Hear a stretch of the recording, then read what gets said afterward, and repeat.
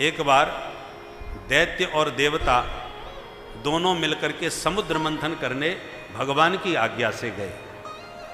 मंदराचल पर्वत को रई बना लिया, बासुकी नांग को रस्सी बना लिया और रस्सी बन के बासुकी नांग मंदराचल पर्वत से लिपट गया, पर पहाड़ उठा के जब समुद्र में पटका तो डूबता चला गया। जब प्रभु को पुकारा तो भगवान कछुआ बन करके पहाड़ को अपने पीठ पर उठा दिए। बोल कच्छप भगवान की जय। ये भगवान का कच्छप अवतार है। अब मंथन चालू। भगवान बोले कौन किधर लगेगा? एक तरफ दैत्य, एक तरफ देवता। भगवान ने मन में सोचा जो सांप का मुंह पकड़ेगा उसकी दुर्दशा होगी, पूंछ वाले फायदे में रहेंगे। तो जानबूझ के भगवान बोले सुनो भाई देवताओ, तुम ऊंचे खानदान के हो, आगे की तरफ तुम लोग लगना।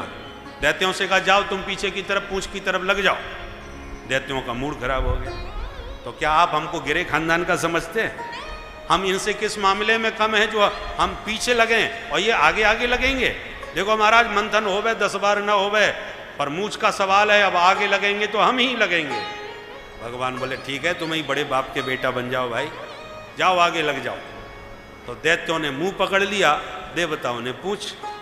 अब जैसे ही मंथन चालू हुआ, घर्षण चालू हुआ, तो सांप को दर्द हुआ। बासुकी नाग ने गरम गरम फुसकारें छोड़नी चालू कर दी। तो जो मुंह के पास लगे थे दैत्य, वो वासुकी की गर्म फुसकारों से जलने लगे, उनके शरीर काले पड़ने लगे और मन में पछताने लगे, और बन लो बड़े बाप का बेटा। वो देखो देवता लोग कितने मस्त लगे हैं और हम लोग जले जा रहे हैं। बड़े पछताए बेचारे दैत्य लोग बड़प्पन के चक्कर में। बड़े बनने में बड़े झंझट होते हैं भाई। छोटे बछड़ा पय पिए और बड़े होए भूसखात। बछड़ा छोटे होते हैं तो गाय का दूध पी के मस्त रहते हैं, और बड़े होते भूसा खाने को मिलता है, हल चलाने को मिलता है, गाड़ी हाँकने को मिलती है। बड़े बनते ही दुर्दशा हो जाती है। इसलिए छोटे बन के देवता बड़े खुश हुए और दैत्यों की दुर्दशा हो गई। पर जैसी मंथन हुआ, भयंकर कालकूट जहर उत्पन्न हो गया, हाहाकार मच गया। अब क्या होगा? भगवान बोले मत घबराओ, चलो भोले बाबा की शरण में। इस समय भोले बाबा काशी में खूब गदगद हो रहे हैं, चलो उन्हीं की शरण में चलते हैं। बोल विश्वनाथ भगवान की जय। तो सब जहर इकट्ठा करके देवता और दैत्य दोनों ही मिल करके विश्वनाथ की शरण में पहुंच गए। 350 साल के बाद में समाधि खुली है। देव देव महादेव भूतात्मन भूत भावन त्राहि न शरणापन्नान त्रैलोक्य दहनाद विषाद। हे देवादिदेव, इस भयंकर विष से हमारी रक्षा करो, सारा संसार भस्म हो जाएगा इसमें। भगवान बोले मत घबराओ। भोलेनाथ ने कहा लाओ, सबके बदले में हमें पिलाओ, हम पी जाते हैं। और ततः कर तलीकृत्य व्यापि हालाहलम विषम अभक्षयन महादेव कृपया भूत भावना। भोलेनाथ ने अंजलि लेकर के विष पीना चालू कर दिया, पर पीते ही ध्यान आ गया हृदय में मेरे राम जी बैठे हैं, पान करूंगा तो राम जी को कष्ट पहुंचेगा, और बमन कर दिया तो सारा विश्व भस्म हो जाएगा। तो अब क्या करें? राम नाम का सुमिरन किया। रा कहती मुंह खुलता है, और माँ कहती मुंह का ढक्कन बंद हो जाता है। राम, तो रा कह के खोला मुंह, सारा जहर मुंह में लिया, और माँ कह के मुंह बंद कर लिया, और राम नाम के बीच में सारा जहर गले में अटका लिया। न भीतर उतारा न बाहर निकाला। भोलेनाथ का कंठ विष से नीला पड़ गया, और तब से नाम नीलकंठ हो गया।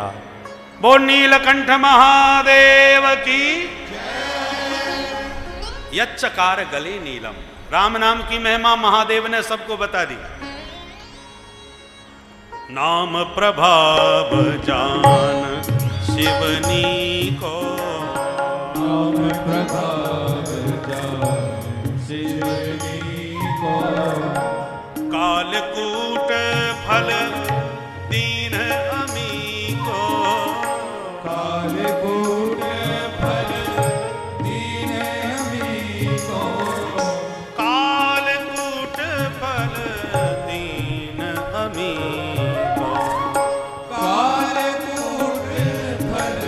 दीन अमीन को।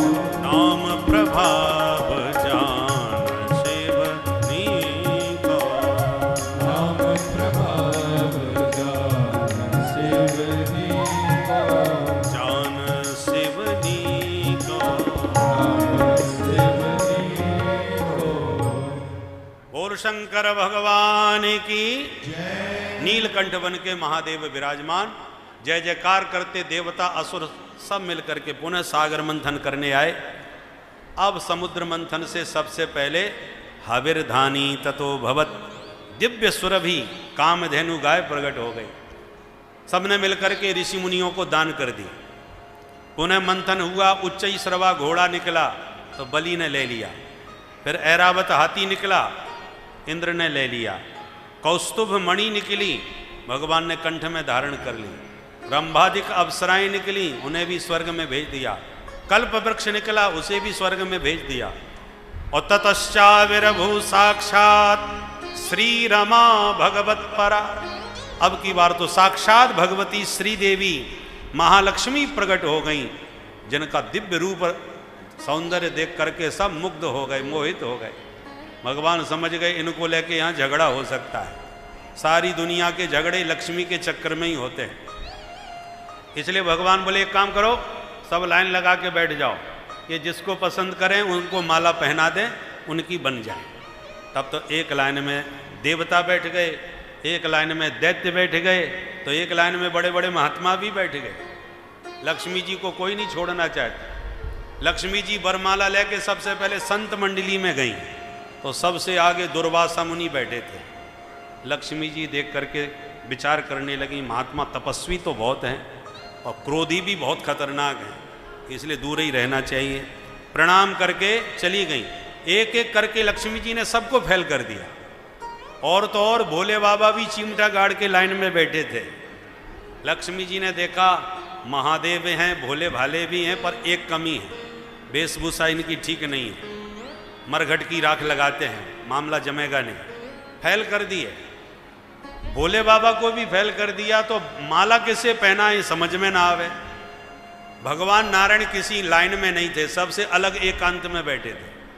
लक्ष्मी जी ने देखा कि वहां दूर जाके कौन बैठा है अकेला, और जो भगवान का रूप लक्ष्मी जी ने निहारा सोई प्रसन्न हो गई।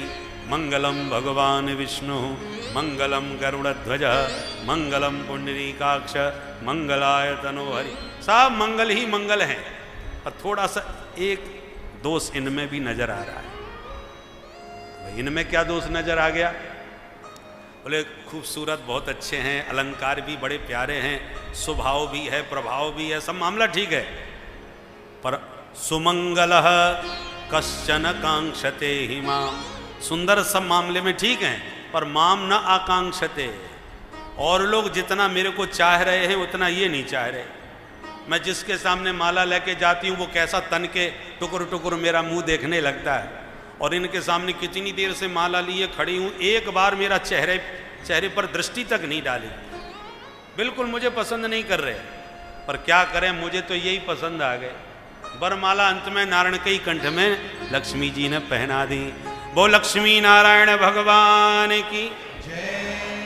लक्ष्मी जी का एक स्वभाव है, जो ज़्यादा लक्ष्मी के पीछे पड़ते हैं, लक्ष्मी उनको ज़्यादा पसंद नहीं देती, करती, भाव नहीं देती। और जो लक्ष्मी को लात मार करके ठुकरा देते हैं, लक्ष्मी उनके पीछे ज़्यादा भागती। प्रत्यक्ष हमारे बाबा बैठे हैं, जहाँ नोट आए भंडारा कराया, तुरंत लक्ष्मी को ऐसे लुटाते हैं, और लक्ष्मी है कि इनका पीछे ही नहीं छोड़ती महाराज, जबरदस्ती पीछे पड़ती है। तो ये लक्ष्मी की प्रकृति है, स्वभाव है। लक्ष्मी नारायण की हो गई, तब पुनः सब मुंह लटका के बोले चलो हम सागर मंथन प्रारंभ करें। अब पुनः जब मंथन किया तो अब की बार वारुणी प्रकट हो गई, जो असुरों ने ग्रहण कर ली। पुनः जब मंथन किया तो अब की बार सागर मंथन से साक्षात भगवान धन्वंतरी अमृत का कलश लेके प्रकट हो गए। बोल धन्वंतरी भगवान की जय। जो अमृत का कलश देखा, दैत्य बोले अब देर मत करो, सारी मेहनत इसी के लिए थी। मार झपट्टा कलश छीन के सारे दैत्य भाग गए। देवता बेचारे रोते रह गए, ले गो ले गो ले गो। भगवान बोले रोना धोना बंद करो, वो ले गए तो ले जाने दो, पर पियोगे तुम ही अमृत। अरे सरकार जब वो ले गए अब हमको कैसे मिलेगा? भगवान बोले देखो मेरा चमत्कार। दैत्य जब दूर तक भाग गए अमृत कलश छीन के, तब बोले अब कोई खतरा नहीं है, चलो बंटवारा होने दो। और जैसी बंटवारे की बात आई सो आपस में झगड़ा चालू। अहम पूर्वम नत्वम नतमति प्रभो, अरे मैं तेरे से बड़ा हूं, पहले मुझे पिलाओ। दूसरा बोला जिसकी लाठी उसकी भैंस, जिसकी भुजा में बल होगा वो पहले पिएगा, हो जाए दो दो हाथ। अब आपस में ही लड़ भिड़ गए। मौका पा करके भगवान छमछम करके छोरी बन के पहुंच गए, परम विश्व सुंदरी का रूप धारण कर लिया। बोल मोहिनी भगवान की जय। मोहिनी स्त्री का रूप बना के एक सुंदर कमल हाथ में लेके घुमाते हुए, नयन मटकाते हुए, छम छम करते हुए वहां से निकल पड़े। और जो दैत्यों ने भगवान का रूप देखा अमृत सब भूल गए। आप उसमें बोले अहो रूपम अहो धामम अहो अस्या नवम वय। अरे भैया ऐसी सुंदरी हमने आज तक नहीं देखी। एक बोला देखता क्या, थोड़ा चलो चल के बात करते हैं। अमृत बोले अमृत अपने घर का है, आराम से बांट लेंगे, पहले इनसे मिलो, ये कौन है ये देवी। तो खिंचे चले आए दैत्य और मोहिनी भगवान से हाथ जोड़ के बोले देवी जी नमस्कार, क्या आप अपना परिचय देंगी?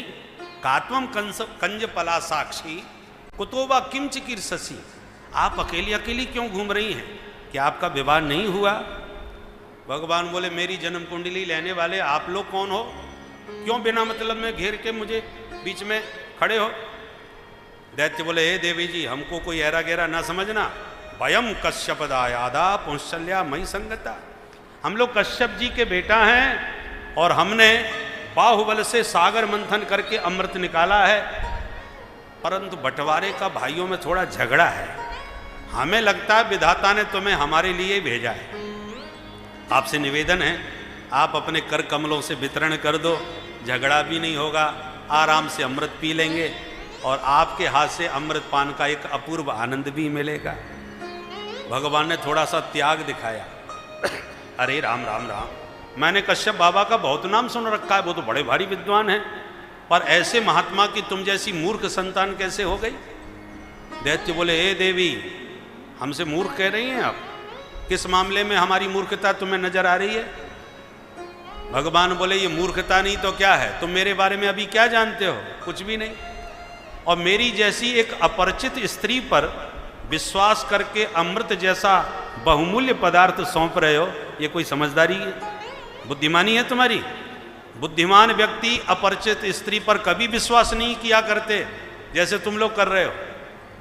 तब तो दैत्यों में और अधिक श्रद्धा पैदा हो गई। एक बोला भैया हमें तो बहुत पढ़ी लिखी मालूम पड़ती है, दूसरा बोला हमें ऊंचे खानदान की दिख रही है। इसने लोभ लालच वाली कोई बात नहीं करी, कितनी ऊंची बात बताई कि स्त्री को एक अपरिचित स्त्री पर विश्वास नहीं करना चाहिए। ऐसी वैसी होती तो कहती पहले मुझे अमृत पिलाओ तब आगे बात करूंगी। सब दैत्य प्रभावित हो गए मोहिनी भगवान की बातों पर और कहा देवी जी हमने तो अमृत तुम्हें सौंप दिया, अब पिएंगे तो तुम्हारे हाथ से। भगवान बोले नहीं मानते तो कोई बात नहीं, पिला दूंगी, चलो बैठो लाइन लगा के। और जैसी लाइन लगाई इतने में देवता आ गए। भगवान ने कहा ये कौन? बोले ये हमारे सौतेले भाई हिस्सा मांगने आए हैं, अब तुम जल्दी बांटो नहीं झगड़ा हो जाएगा। भगवान बोले सुनो ये बेईमान लोग मुझे बिल्कुल पसंद नहीं, आखिर के तुम्हारे भाई हैं, मेहनत की है तो उनका हिस्सा उनको मिलना चाहिए। अब तुम मानो मत मानो तुम मत जानो, पर एक बात कहूँ, इस कलश में मैं देख रही हूँ गाढ़ा गाढ़ा माल सब नीचे रखा है, ऊपर पानी पानी उतर आ रहा है, या तुम कहो तो क्यों ना ऊपर का पानी पानी दो दो बूंद इन देवताओं को पिला दूँ, ये भी खुश हो जाएंगे, तुम्हें कोई बेईमान भी नहीं कहेगा और फिर इन भुक्कड़ों की नज़र भी नहीं लगेगी तुम्हें, नहीं तो अमृत पचने वाला नहीं है, बाकी तुम जानो। दैत्य बोले देवी जी तुम बहुत होशियार हो, बहुत बुद्धिमान हो, हमें तुम पर विश्वास है, तुम जैसे चाहो वैसे करो, हमने तो तुम्हें सौंप दिया। भगवान बोले तो शांति से बैठे रहना, घबराना मत। भगवान ने उधर आंखों से इशारा किया देवताओं को, पट से लाइन लगा के बैठ गए, झट से भगवान ने अमृत पिलाना चालू कर दिया। अब देवताओं को अमृत पिला रहे हैं और दैत्यों की तरफ मुस्कुरा रहे हैं। दैत्य भगवान की मुस्कान पर ही लट्टू हुए जा रहे हैं, उधर देवता अमृत पी रहे हैं, किसी को होश ही नहीं क्या क्या हो रहा है। स्वरभानु नाम का दैत्य बड़ा होशियार था, उसे शंका हो गई दाल में कुछ काला है, ये देवी जी जिस ढंग से बांट रही हैं तो हमें तो कुछ नहीं बचने वाला।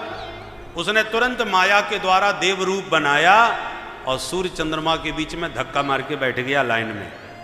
और जैसे ही प्रभु ने इसको अमृत पिलाया, सूर्य चंद्र ने तुरंत प्रभु को इशारा किया, महाराज डुप्लीकेट है।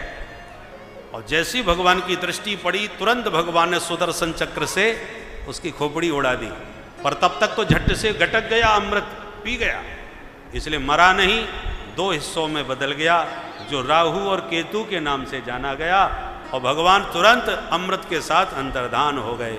बोल मोहिनी भगवान की जय। राहु केतु के रूप में परिणति हो गई, पर सूर्य चंद्रमा ने भेद खोला था, इसलिए सूर्य चंद्र पर इसका आक्रमण होता है। और पौराणिक मान्यता अनुसार उसी को सूर्य ग्रहण और चंद्र ग्रहण कहते हैं। परंतु अब होश आया दैत्यों को, ए भैया वो देवी जी किधर गई? दूसरा बोला देवी जी छोड़, वो अमृत किधर गया जिसके लिए मेहनत करी। अब ना देवी का पता ना अमृत का। सामने ध्यान से देखा तो देवता डकारें ले रहे, पेट पर हाथ घुमा रहे। अब सब दैत्यों का मूड खराब हुआ, भाई लगता है अपने साथ बहुत बड़ा धोखा हुआ है। एक बोला पता लगाओ धोखेबाज वो कौन थी। दूसरा बोला मैं समझ गया, वो थी नहीं था। क्या मतलब? बोले मैं गारंटी से कह सकता हूं वो छलिया विष्णु ही था, जो छोरी बन के आया और छम छम करके हम सबको चूना लगा के चला गया। अरे राम राम, ये देवता लोग बड़े धोखेबाज होते हैं, मारो इन सब देवताओं को। तत्र देवासुरो नामा रण परम दारुणा। इतिहास का सबसे पहला महासंग्राम हुआ जिसको देवासुर संग्राम कहा गया। सारे दैत्य मारे गए, देवता सब विजयी हुए, क्योंकि अमृत पी चुके हैं और भगवान उनका पक्ष भी खूब ले रहे। देवता स्वर्ग के मालिक बन गए।